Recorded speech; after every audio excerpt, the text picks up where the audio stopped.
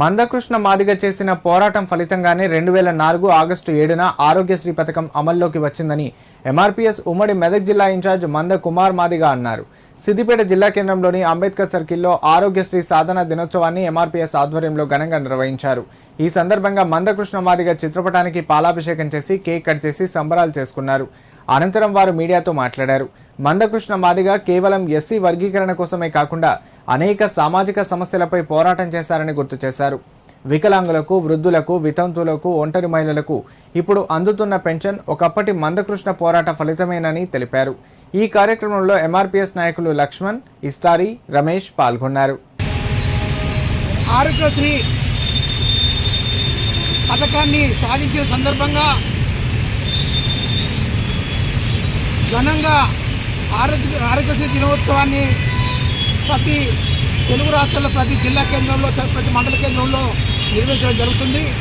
అందులో భాగంగా సిద్దిపేట జిల్లా కేంద్రంలో అంబేద్కర్ సెంటర్లో ఈరోజు ఆరోగ్యశ్రీ దినోత్సవాన్ని పురస్కరించుకొని ఆ సందర్భంగా కేక్ కట్ చేసి గౌరవ మందకృష్ణ మాదిగ గారికి ధన్యవాదాలు తెలుపుతూ నినాదాలు చేయడం జరిగింది.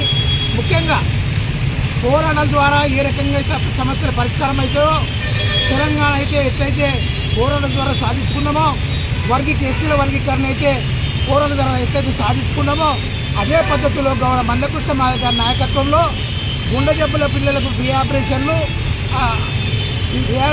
కావాలని పోరాటం చేస్తే ఆరోగ్యశ్రీ పథకము మనం సాధించుకోవడం జరిగింది. అప్పుడు ఉన్న పరిస్థితి ఏంటంటే, గౌరవ మందకృష్ణ మాదిగ గారు ఖమ్మం జిల్లాలో వైరా నియోజకవర్గం రెబ్బవరం అనే మండలంలో ఆ యొక్క పర్యటనలో భాగంగా అక్కడికి వెళ్ళడం వల్ల అక్కడ నసీం అనే అమ్మాయిని తల్లిదండ్రులు తీసుకొచ్చి, అన్న మా పిల్లకు గుండె జబ్బు వచ్చింది, గుండె రంధ్రం పడ్డది, 1,42,000 రూపాయలు కావాలి, మీరు సాయం చేయండి, నా బిడ్డకు ప్రాణభిక్ష పెట్టండి అని చెప్పి అన్నప్పుడు వెంటనే కృష్ణ మాదిగ గారు ఏం చేశారంటే 2004లో ఎలక్షన్ జరిగింది. ఎలక్షన్ తర్వాత కౌంటింగ్ కాలేదు.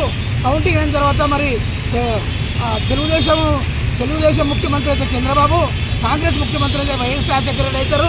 వెంటనే ముఖ్యమంత్రి ఎవరో తేలగానే మీరు రండి, మీరు తీసుకుపోయి మీకు సాయం చేస్తారని చెప్పి హామీ ఇవ్వడం జరిగింది. హామీ ఇచ్చిన తర్వాత వైఎస్ రాజశేఖర రెడ్డి ముఖ్యమంత్రి గారి దగ్గర తీసుకువెళ్తే ఆయన ఏం మాట్లాడతాడంటే, నేను సాయం చేస్తాను. శ్రీ పద్మశ్రీ గారి నాయకత్వంలో గత 32 సంవత్సరాలుగా ఎస్సీల వర్గీకరణ కోసం పోరాటం చేస్తూనే ఈ తెలుగు నేలపైన మానవతా ఉద్యమాలకు శ్రీకారం చుట్టి చేయుత పింఛన్లు కావచ్చు, లేకుంటే ఆకలి కేకల కడుపుకోత మహాసభ కావచ్చు, ఇలా ఆరోగ్యశ్రీ కార్డు కోసం కూడా ఉద్యమాలు చేస్తే ఆగస్టు 7 తారీఖు 2004 రోజున ఆరోగ్యశ్రీ పథకం అనే పథకాన్ని పోరాటం ద్వారానే కృష్ణ గారి పోరాటం ద్వారానే అమలు చేయడం జరిగింది.